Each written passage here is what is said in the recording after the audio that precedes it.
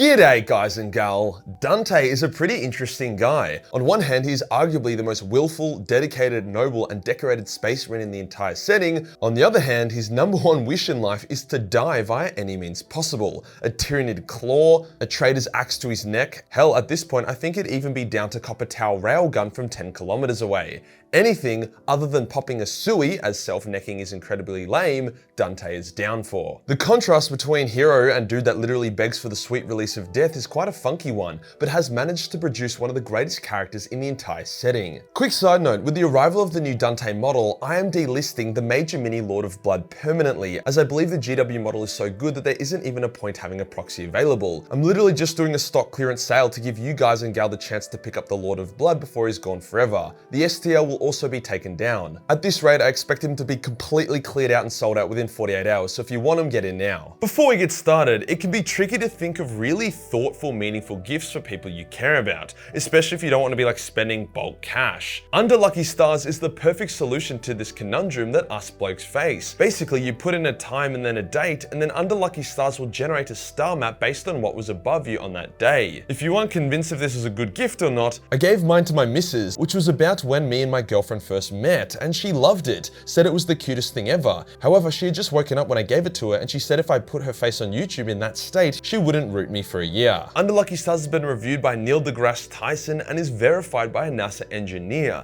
so you don't need to worry about authenticity. If you don't have a girlfriend, then no stress. A custom star map can make for a great gift for a parent or even a close friend. As each map is custom, you can really do it for anyone. So to get 10% off your order, then use my link below. Cheers to Under Lucky Stars for sponsoring this video. Today we'll go over the life of Dante, detailing how he became an Astartes, how he ascended to become chapter master of the Blood Angels, and why despite begging for death, he is still leading the Imperium's armies to glory. Let's get into it.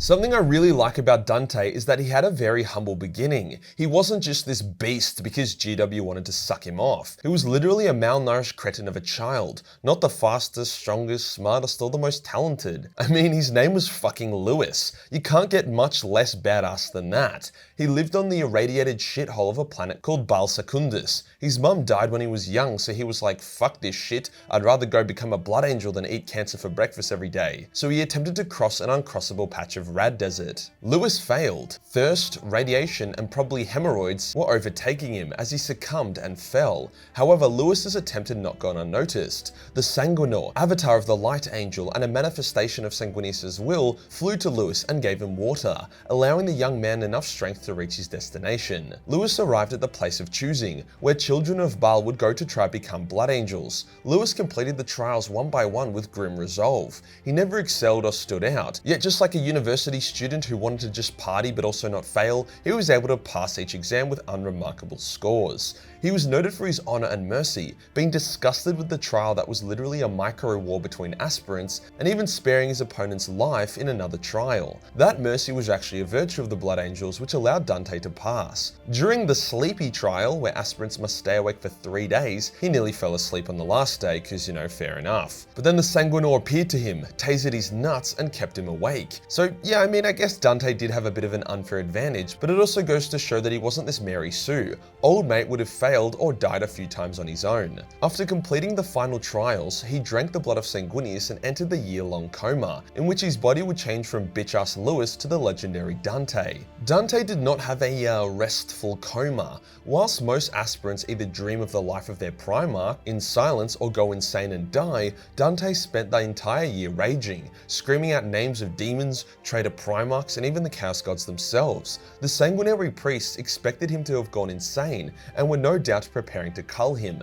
but after the year ended and he left his sarcophagus as a beautiful, calm and collected blood angel and said, "What's up guys, what did I miss?" They were like, "Fucking fair enough mate," and decided to ignore the fact that despite being in a coma for a year, Dante managed to bust to the inside of his sarcophagus all up. They did make a private bet though. Some believed Dante would rapidly fall to the Black Rage or Red Thirst, whilst others thought he was destined for greatness. Dante was a steadfast, capable and strong and strong Blood Angel, proving himself time and time again, but he never really had the markings of a chapter master, being chosen as a line officer, then a battle captain. It was only after the Callous Insurrection, when the Blood Angels would fight some rebels, then withdraw to orbit only to get ambushed by a fuck-off massive traitor Legion armada, that Dante would finally become the Lord Commander. Not because he killed the enemy warlord or teabagged 10 Chaos champions, no. He was promoted by the virtue that he was the only captain to survive the battle, with over 80% of the Blood Angel chapter perishing. So congrats on the promotion, I guess. This ascension to Chapter Master kinda encapsulates Dante's career, glory, battle, and losing everyone he's ever known and cared about, while he himself continues to live on, despite his best efforts to get himself killed. The dude fucking jump packs into the heart of the enemy on the daily.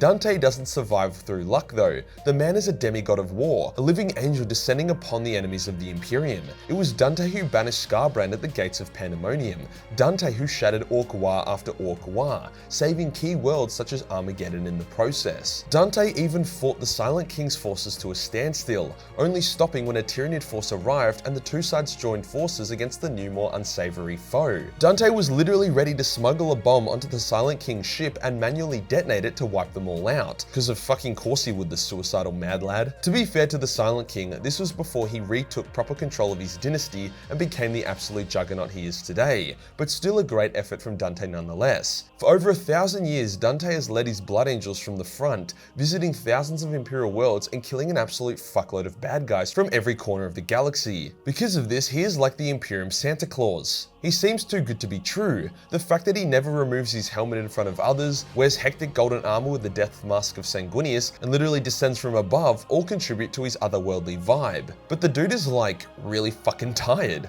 Space Marines are functionally immortal, but they do age, especially when they get past the 1,000-year mark. Dante's bones ache. He's been shot, stabbed, and had his shit kicked in a number of times. His joints aren't what they once were. His golden hair is now white and his face is deeply wrinkled. He is ready to die, yet he can't bring himself to perform some suicidal act, like charging a cop while screaming.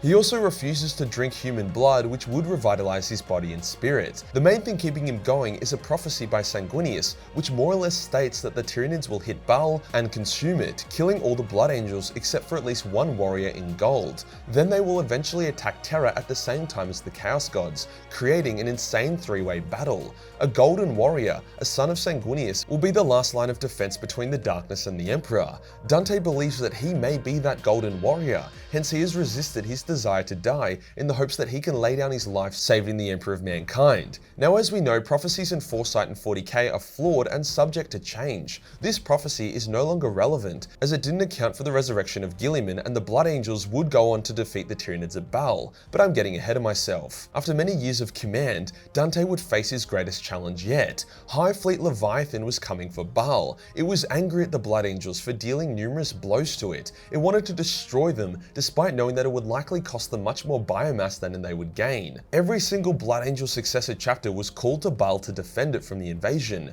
All came, except the Lamenters, who were dealing with their own shit. Even the Knights of Blood, who were officially listed as renegades by the Imperium, came to defend their homeworld. It was the most epic last stand of all last stands. Against all odds, the Blood Angels held, but victory was hopeless. They lost ground meter by meter, their world's biomass getting stripped bare, which, to be honest, probably not the worst thing, considering 99% of Baal was an irradiated wasteland. But then, two things happened. First, Kabunda, the legendary Khornite Greater Demon and arch-nemesis of Sanguinius, materialized on Baal Prime ahead of a large Khornite host. No one could fuck with the Blood Angels except Kabunda, so the forces of Khorne began attacking the Tyranids, wiping out millions of them and cleansing Baal Prime, stacking up an insanely high mountain of Tyranid skulls in the symbol of Kabunda. Okay, gee, thanks for that, Khorne, that's pretty cool. The second thing that happened was the arrival of Guilliman ahead of a massive Imperial fleet, thus the breaking of Sanguinius' prophecy. Guilliman's forces tore apart the Tyranid fleet before launching thousands of drop pods and ships to the surface, where they quickly smashed and routed the Tyranids. To Dante's credit, he fought the entire time and even faced off against the Swarm Lord, the apex Tyranid and commander of the Nid forces. Now, Dante is a boss and made a good account of himself, but the Swarm Lord is a bit of a fucking terrorist in melee combat. It beat the shit out of Dante, impaled him, and left him clinging onto to life by a thread. In return, Dante then shot the Swarm Lord near point blank with a master-crafted volcano gun, annihilating it. Dante was able to witness the victory and salvation of his people, before everything went dark and death finally claimed him. But then it fucking didn't! Sanguinius himself appeared to Dante, and Dante was like, "Bro, surely I can die now. I've done everything I can. I prevented your own fucking prophecy from happening. Please, just let me fucking die." And Sanguinius is like, "Yes, my son. If you like, you can now embrace death. But you would be a massive pussy-ass bitch if you did."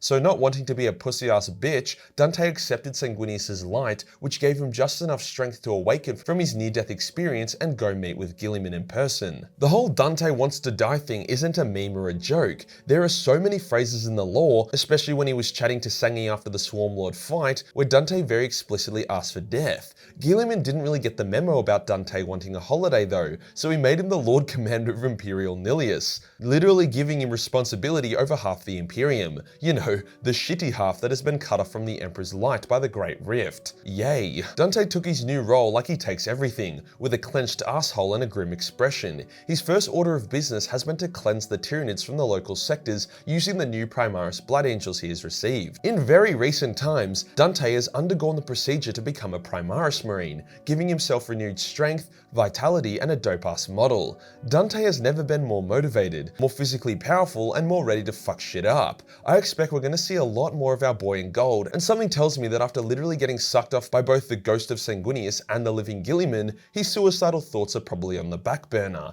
Watch out, bad guys. Primaris Dante is here and ready to fuck. If you enjoyed the video and you want to support the channel, then pick up a Lord of Blood for the clearance sale. I expect him to be totally sold out and gone forever within the next 48 hours, so that's your window. Hit the subscribe button and hit the real subscribe button for more inspiringly suicidal content. Join the Discord for more memes, and I'll see you in the next one. Peace.